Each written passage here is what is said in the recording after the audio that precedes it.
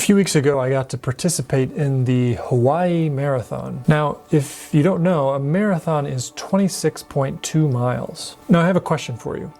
When would you say that a marathon starts? Does it start when the gun goes off and the first elite runners cross the start line? Or does it start when I finally, 4 or 5 minutes later, make it to the start line? When does it begin?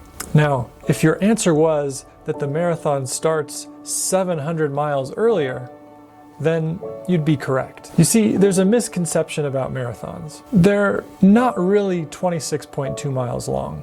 I mean they are, but let me explain. You see, you could go out and trudge for 26.2 miles, but it might take you a really long time and you might get hurt. So in order to run a marathon well, you have to train. For me, that meant that the Hawaii Marathon that officially started on December 12th really started way back on the 1st of July when I ran 7 miles. Myself and my running buddy Nick, we ran 700 miles before we even made it to the starting line of the Honolulu Marathon. We started with about 20 miles a week and we built up every week over time until we were averaging over 50 miles every single week. With each mile, our mind and our body would train so that we could run further and faster. You see, the marathon doesn't really start on marathon day.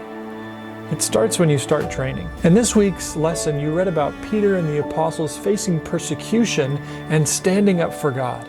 That, for them, was race day. They trusted God for those 26.2 miles on one of the toughest days of their lives. But here's what I want us to understand. Their faith and their perseverance, it came from their trust in God that came from years and months of training and trusting in God. When the going got tough, they could look back on all the times that they had trusted, that they had had faith in God in the past. You see, those disciples, they had over 700 miles worth of faith built up because they trusted in God's plan. They trusted God with the small miles, and now they could trust God on race day. They had 26.2 miles worth of faith. If you want to have purpose and power and be able to persevere when it comes to your faith, you have to start with the small things. You have to build your faith in Jesus day by day, so that when